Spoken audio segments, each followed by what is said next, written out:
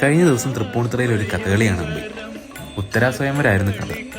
എൻ്റെ കൂട്ടുകാരി മാളു അതിൽ ഉത്തരൻ്റെ പത്നിമാരിൽ ഒരാളായി വേഷമിട്ടിരുന്നു. അതിൽ വളരെ ഇൻട്രസ്റ്റിംഗ് ആയിട്ടുള്ള, വളരെ ബ്യൂട്ടിഫുൾ ആയിട്ടുള്ള ഒരു മൊമെൻ്റ് ഉണ്ടായിരുന്നു.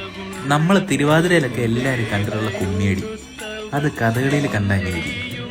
ആ വിഷ്വൽസ് ഒന്ന് കണ്ടു.